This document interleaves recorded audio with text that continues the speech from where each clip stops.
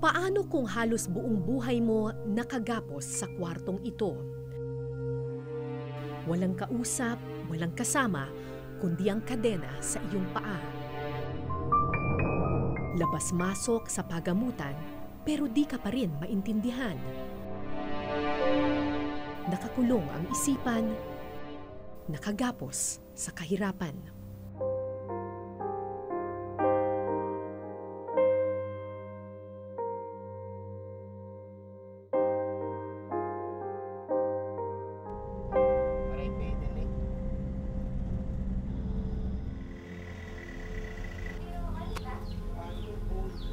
Sandali ah. 10 taon nang nakalilipas nang gawin ko ang dokumentaryong Gapos. Sa Ormoc, Leyte, nakilala ko ang isang lalaking nakakadena sa loob ng kural ng baboy. Ay, Teng. Ako si Cara, Teng. Okay, tawag mo. Teteng ang bansag sa kanya. 10 taong gulang lamang si Teteng nang igapos siya ng kanyang mga magulang. Ba't ka daw nila kinadena, Teng? Bakit daw? Ganyan.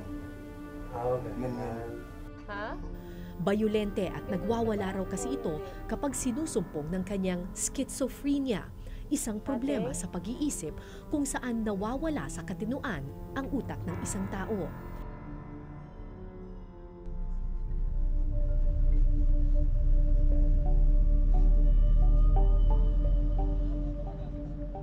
Makalipas ang 10 taon, bumalik ako sa bayan ng Ormoc para hanapin si Teteng.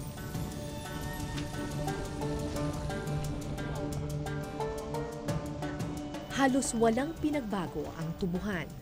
Bakas pa rin ang kahirapan. Isang kayod, isang tuka pa rin ang mga sakada ng tubuhan. Dito pa rin daw nakatira si Teteng at ang kanyang pamilya. Hinanap ko ang kural kung saan siya noon iginagapos, pero isang tumpok na lang ng yero ang aking naabutan. Nasaan na kaya si Teteng?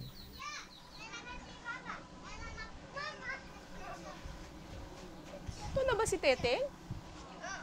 Ay, talaga? Sus!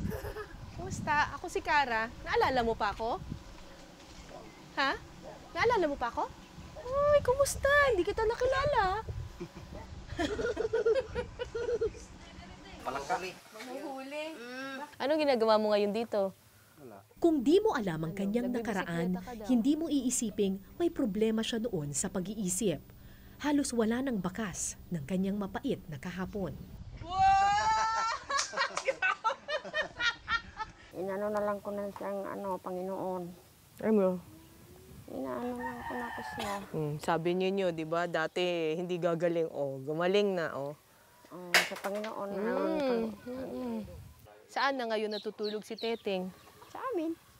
Hindi na sa koral. Hindi na. Ah?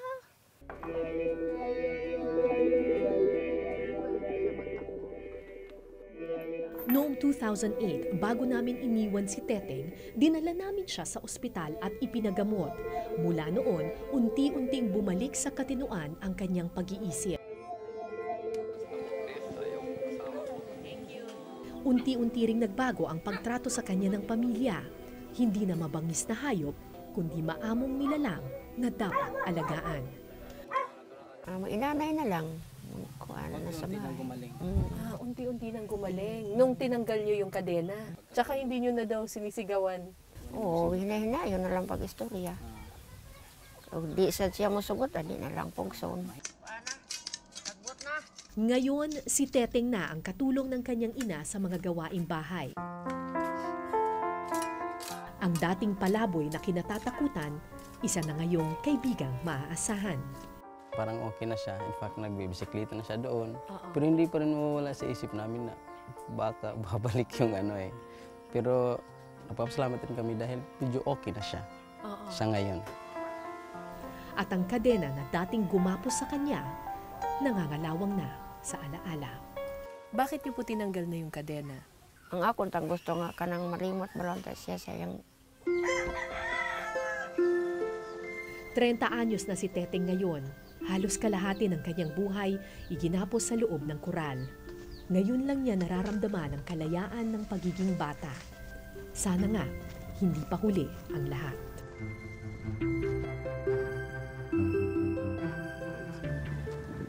Pero kung si Teteng malaya na sa kanyang mga kadena, maraming komunidad sa Ormoc ang nakagapos pa rin sa lumang kaisipan.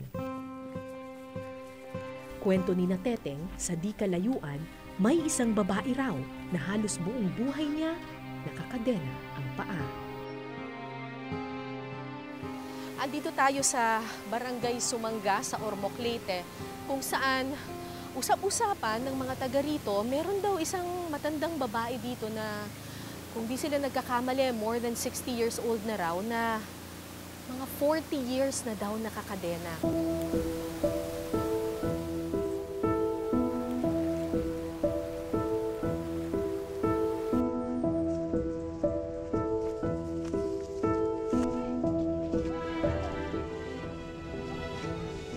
Makalipas ang ilang minuto, abala sa pagkikiskis ang matandang aking nakita. Kumusta, Nay? Nang aking lapitan, padlock pala ng kadena ang kanyang pinagkakaabalahan. Gano'n na po siya katagal na nakakadena? Ay, 18, tapos 18 years old? Simula 18? hanggang ngayon. Hanggang ngayon? Si Aline, di niya tunay na pangalan, ang pinakamatalino raw noon sa kanilang magkakapatid. Matayog daw ang pangarap ng batang Aline. Nagtrabaho sa Maynila sa murang edad para makapag-ipon ng pangkolehiyo.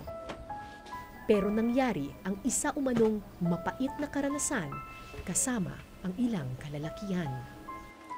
Ano bang nangyari sa Maynila? May ginawa ba sa kanya doon? Oo, sabi daw na umpisa, ano sabi niya? May kapatid kasi siya eh. Ba't daw kuno pinainom siya ng kape na walang lasa, tapos nagkainom daw siya, yung ano daw niya, yung ulo niya, marami daw mga bubuyog na, parang, ano. Maraming naririnig. Oo, marami daw siya naririnig na Oo. mga boses. Na boses. Tapos siya, Sa utak niya. nagtrabaho siya, hindi na siya ng amo niya kasi parang wala na sa sarili ba. Tapos tinawagan niya nanay, dalhin na lang daw sa mental. Anong ginagawa sa kanya sa mental? Kinukurinti daw siya, sinasyak-syak. Tapos na mag-shocking na siya. Nanay, ayaw ko na dito kasi nangurinti sila. Tapos sige, ako kung gusto ka na umuwi na ako. Hindi malinaw sa pamilya kung ano ang tunay na nangyari kay Aline sa Maynila. Ang alam lang nila, wala na ito sa katinuan ng iuwi sa kanila. Nung una, tulala at hindi makausap. Nang lumaon, may naririnig na raw na mga boses si Aline, bumubulong sa hangin na parang may kausap. At nang magtagal pa, nagsimula na raw itong magpalaboy sa lansangan na parang taong grasa. Napilitan ang kanyang mga magulang na ikadena si Aline. Kasi sabi ni tatay, wag mo daw siya umalis kasi baka ano daw siya ng mga tambay ba, rape. Baka i-rape siya. Tapos mabuti pa ikatali ka kasi nakita ka namin na nandito ka. Hindi siya nakakalabas dito. Kung makawala, lumalabas. Tapos hindi na umuwi lagi, ma'am. Yung ano ba? Naguhubad daw. Nagubad siya pag maraming tao.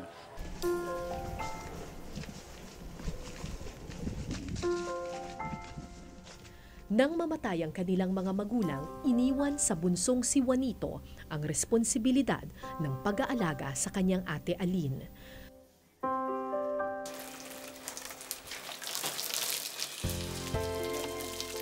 Magsi-50 anyos na ngayon si Juanito. Buong buhay niya inilaan sa pag-aalaga ng kapatid. Hindi na nakapag-asawa si Juanito. Nakagapos na rin ang kanyang mundo. Hindi ba nakakaawa naman? Sabi ko nga, para kang yung patay nga buhi ba? Minsan daw iniisip ni Juanito na kalagan na lang ang kadena ng kanyang ate. Pakawalan na lang siya at hayaang gumala. Pero Uy, iba nga dyan, may balindiya nga, gibuyan lang nila. Kaluoy man nga, Kay kung makabuhi, di man siya kakaon, pamahaw, paniud to, panihapon, asa man, yung sila sa suri-suroy. May diyan, bala na higot siya. Ingon nga sila nga, so kung nako na yung mga kuan, kanang, kay kuan mas pa diha, kay malagaan, mapakait, makakaon siya.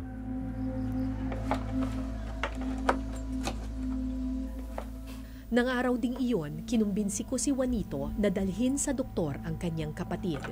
Sasamahan namin sila sa ospital kung papayag siyang tanggalin ang kadena ni Lola Alin.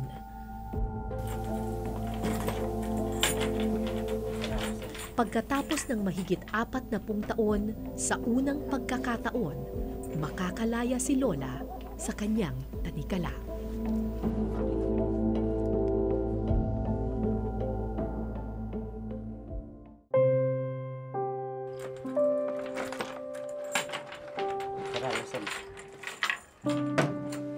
Ito ang unang beses na makalalaya si Lola Alin mula sa kadenang mahigit 40 taon nang bumihag sa kanya. Nung una, masama ang tingin sa akin ng matanda. Mailap at tila ayaw magtiwala. Halika, Lola. Sama ka sa akin? Sa doktor? Doktor? Ha? Hawak? Hawak ka sa akin?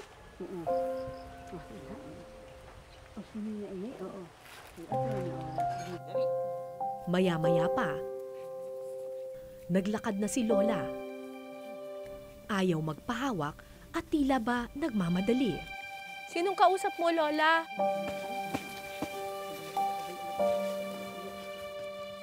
Katangian ng mga taong may schizophrenia ang nakakarinig ng kung ano-anong boses sa kanilang isip. Gumagala at naglalakad sila sa kung saan-saan, animoy pilit na tinatakasan ang mga boses sa isipan.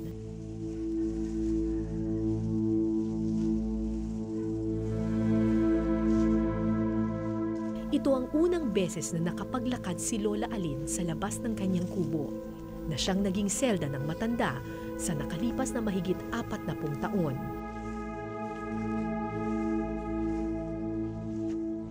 Ilang minuto na kaming naglalakad pero walang kapaguran si Lola Alin.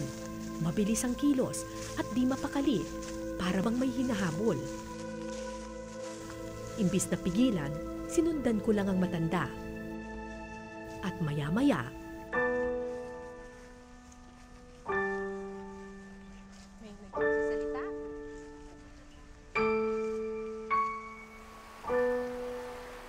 mula noon, hindi na bumitaw sa aking kamay si Lola Alin. Sana nga, kaibigan na ang tingin niya sa akin.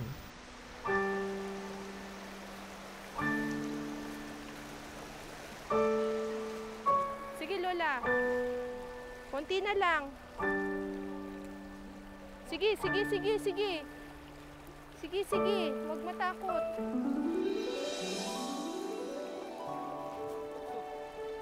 Lukso. Yan. Pero nang isasakay na namin siya sa van, Huwag ka matatakot. Huwag ka matatakot. Dito tayo. Sakay ka na dito. Nay, huwag ka matatakot. Kinakabahan siya, kinakabahan. Ha? Sasakay. Sakay. Hindi, Ayaw maglakad pa. hindi ka maglalakad. Di man ito maglakad. Wala, mabait kami. Mabait.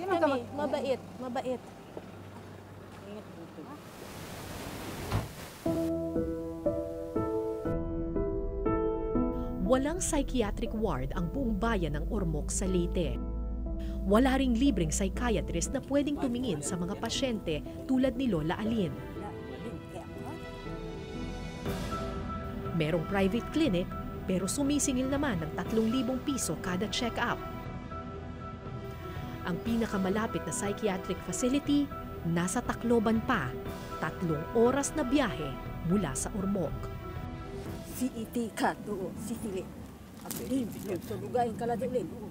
Sa loob ng sasakyan, walang tigil sa pagsasalita si Lola. Magallanes Village, talin ha? Lakat gadlin sa Pasay City, ulit. Pasay City, na, mamati. Hindi ko siya maintindihan, pero halo-halong emosyon ang mababaka sa kanyang muka. Saya at pananabik, takot at pagkabalisa. Dito, oh. At sa tulin ha, kanaligis. Oh. Dagang gadlin, kanaligis ka. Ulin, dagang gadlin, hugutin kasing-kasing. Palubog na ang araw nang makarating kami sa Eastern Visayas Medical Center sa Tacloban. Agad kaming inasikaso ng mga nurse at doktor ng EVRMC. Ayon sa psychiatrist na si Dr. Lorelai Henotiva, ang trauma at matinding kalungkutan ay posibleng humantong sa schizophrenia kung hindi ito maaagapan. All traumatic experiences can trigger depression. It depends on degree of the trauma and the coping skills of the patient. Kailanmay hindi raw solusyon ang paggapos at pagkadena dahil lalo lang daw matatakot at lalala ang hallucination ng pasyente. Sa halip, binigyan kami ng doktora ng gamot na pampakalma. In-injectionan din si Lola Alin ng antipsychosis medicine. Pero may pag-asa pa ba para kay Lola? Meron naman po sa lahat ng mental patients. Hindi naman sasabihin natin na magiging functional siya tulad nung before she was 18, but at least she can be functional at home. She can help in the household chores. She can do her personal hygiene to herself without assistance. That's the main goal for Lola at this point in time. Isang tableta. Hindi ko alam kung kakayanin ni Juanito na dalhin buwan-buwan sa Tacloban si Lola. Pero sana, ito na ang simula ng kanyang paglaya mula sa nakagapos niyang mundo. Sa pag-aaral ng UP College of Medicine, isa sa bawat 3 Pilipino ang may mental health problem. Ibig sabihin, posibleng umabot sa 28 milyon ang bilang ng mga Pilipinong may sakit sa pag-iisip. Ang problema, nasa 700 lang ang mga psychiatrist sa buong bansa. Lumalabas na 2 doktor lang ang nakatalaga sa kada 100,000 katao. Sa mahihirap na probinsya tulad ng Leyte, na pirming sinasalanta ng kalamidad, mas mataas pa ang bilang.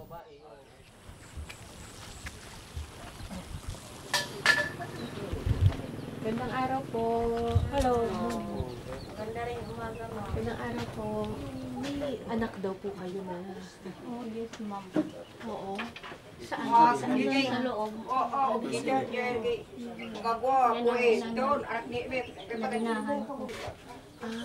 Kinadena din niyo? Hindi ko kanan lang ito kung may ilakat ko. Kasi lumalayo. Kinalakat nga hindi na uli. 9 na taon nang nakakulong sa kwartong ito si Rolito, di niya tunay na pangalan.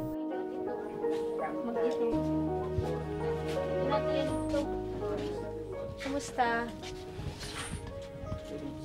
Kumusta? Hindi ko nag-istorya.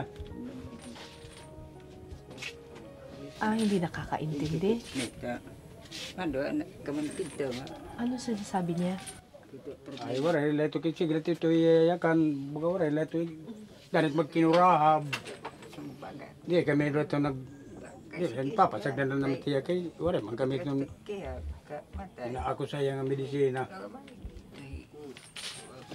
Dahil ito magigisit yabado, may tumutiyabot ang tangkil, ikot tayo ko na lang. Naguhubo. Naghuhuba? Nauro, ada tiya uro. Kaya ba man butangan namin uruhan, di man iya di na uro. Hindi limpyo na lang namon liwat. Hindi, nabaho nga di kami nakaka pangunlit kay malaan baho. Ito tabigan ko lang din sa sabunan. 14 anyos lang daw si Rolito nang magsimula ang kanyang problema sa pag-iisip. Nagsimula sa mataas na lagnat, nagkaroon ng seizures o paninigas ng katawan. Hanggang lumaon, gumagala na siya sa lansangan at naging bayolente. May pagkakataon nga raw na 1 buwang nawala ang binata at nang kanilang mahanap, halos mamatay na raw ito sa gutom. Kaya kung ginaagian ko hiya, dahil nagkikinan mga panit yung saging, naging bubuyongaw na toro nakluha. Kaya di man ako naruruyag nga, di ko iagian. Anak ko. Ako.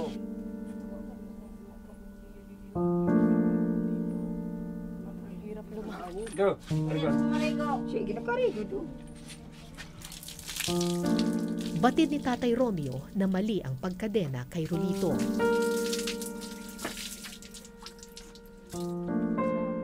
Pero mas delikado raw kung hahayaan niya ang anak na gumala sa marahas na mundo. Lahat ko na kundi SWD kay diri ko balaog. Inilog ko na lang kay simire ko.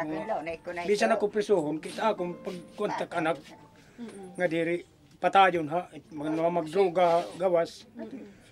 Bisan naman natak anak mamatay basta din itak balay. Sinubukan ng pamilya na ipagamot si Rolito. 3 doktor na raw ang kanilang kinonsulta at buwan-buwan aabot daw sa 8,000 piso ang kanilang gastusin. Sa mahal ng pagpapagamot, hindi rin daw nila ito natustusan. Busa nagkarabo ay salin. Gin ko nang kinin maulian lahiya. Paghihingat to ang paghipasente ko sa ospital, di ko naman kaya ang medisina mapalit nga tanan. Ginagawas ko. Duha ko ka sulod. Magkano niyo po nabenta yung kalabaw ninyo? 22 ano sa 15. Tapos May- naubos lahat sa Oo. gamot? Gastos pasahe. Anamon gastos para pasahe ng medisina. Naulian yan sa kabulan. Kaman bumalik liwat. Ito nga iya sakit nga pagdepresya niya ulo. Kabilang sa mga sintomas ng schizophrenia ang pagkabalisa. Hindi mapakali sa isang posisyon, pirming gumagalaw at nagsasalita ng kung ano-ano.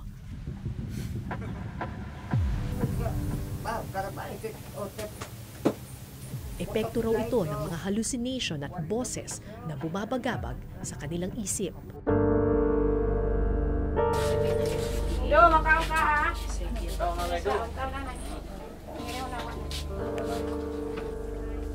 Habang buhay ang gamutan sa mga taong may kondisyon sa pag-iisip.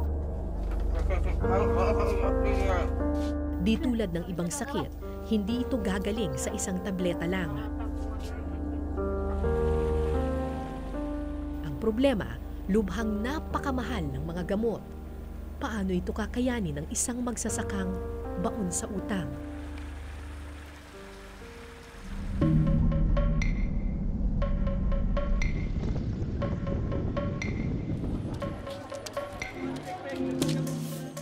Ito ang dahilan kung bakit ipinasa kamakailan ng Mental Health Law o RA 11036. Layo nitong obligahin ang gobyerno na maglaan ng pondo para sa libreng gamot at konsultasyon ng mga may problema sa pag-iisip at magtayo ng mental health facility sa bawat komunidad.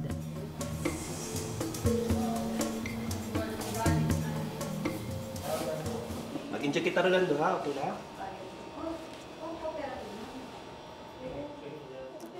Sa EVRMC sa Tacloban, libre ang gamot at konsultasyon. May libre po. Sa Eastern Visayas Regional Medical Center, we try to give free medicines if there are supplies.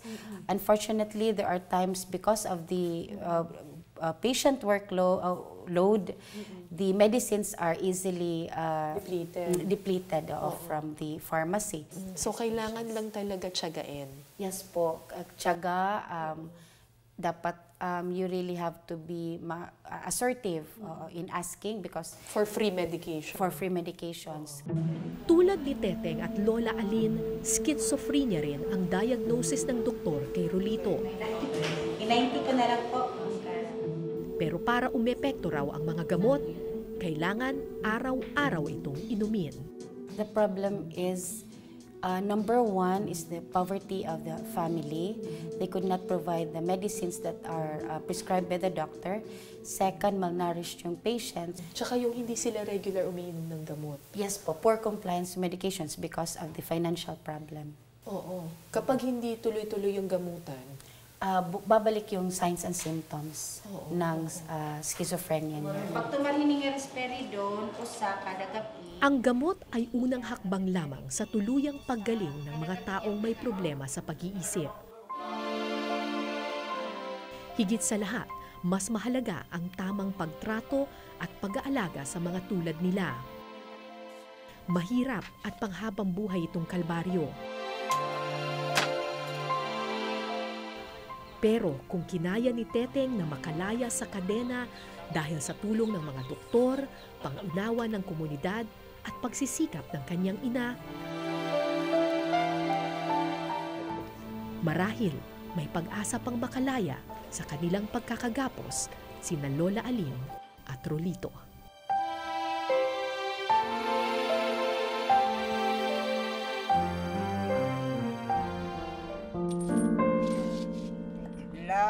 Kanina nagdidikit iyo. Madaling husgahan ang mga magulang na kinakadena ang kanilang mga anak dala ng problema sa pag-iisip. Madaling sabihing mali ang kanilang ginagawa. Pero matapos kong makausap ang pamilya ni Teteng, Rolito at Lola Aline, alam kong hindi rin nila kagustuhan ang mga nangyari. Hindi ko man tinoo yung masusugad kay sakitan niya sugad ni 16 aniya edad 16 years old. Borang kito paglaom nga masugad. Yan sabot na niya pag eskwela pag pulis. Kay kang hadto nga daya na kun wala hiya sakit pulis na gud. Walang magulang, kapatid o kaanak ang magnanais na igapos ang sarili nilang kadugo. Sa totoo lang, ang problema sa pag-iisip ay hindi lang kalbaryo ng mga may sakit. Kalbaryo rin ito ng pamilya at komunidad na nakapaligid sa kanila. Hindi lang sina Teteng, Lola Aline at Rolito ang bilanggo sa sitwasyong ito. Ang kanilang mga kaanak, nakagapos din ang mundo. Ano pong pinagdadasal ninyo sa atin ninyo?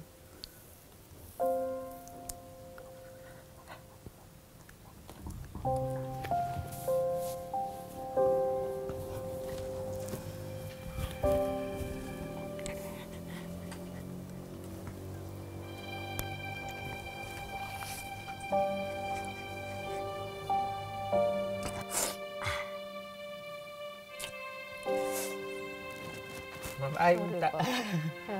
Kanang gumaling ba mo? Gusto talaga bisa siya mamatay, makikita ba sa kalibutan nga, ay, kakalami ba sa kalibutan? Ako po si Cara David at ito po ang Eyewitness.